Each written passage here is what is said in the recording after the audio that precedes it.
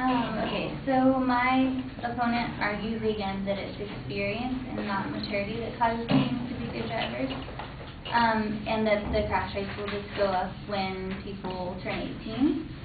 But there are numerous things that point to immaturity at 16 rather than 18.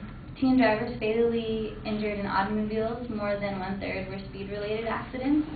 That's according to drivehomesafe.com. And also, as I stated before, teens are more likely to engage in risky behaviors, such as speeding and not using their seatbelts. As I've already stated, the brain of an average 16-year-old is less developed and has less impulse control than the brain of an 18-year-old. Once again, the former chief scientist at the Insurance Institute stated that skills are a minor factor in most cases. It's really attitudes and emotions. And attitudes and emotions get more level and even-tempered as you mature in age. I believe that 18-year-olds really would be safer as first-time drivers than 16-year-olds.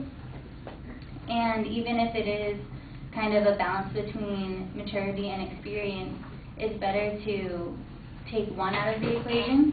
And so you raise the maturity age even if you don't, if you keep the experience age at the same level it would be if you started at 16. As for implementing more driving time before getting a license, this is a great idea, but it wouldn't really work well. For starters, to get your learner's permit, you have to have a certain number of completed hours, and this isn't really very solid. There's no real way that you can prove that you've had this certain number of hours. And also, if we want to implement a new government system, that would need more money to put into that system.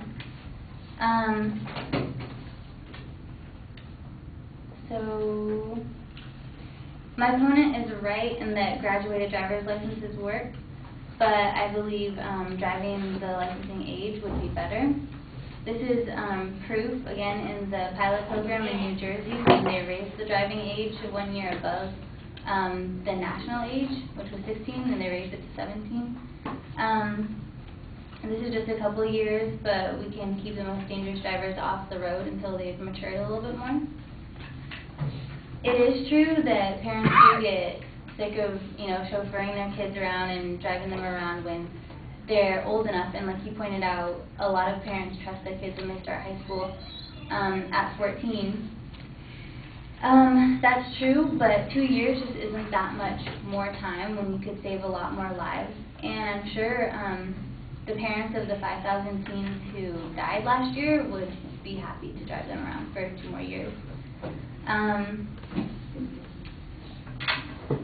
By this year, 2010, the 16-year-old population alone will increase from 3.5 million to over 4 million. So that's a lot more drivers that we have to be aware of when they're the risky drivers. And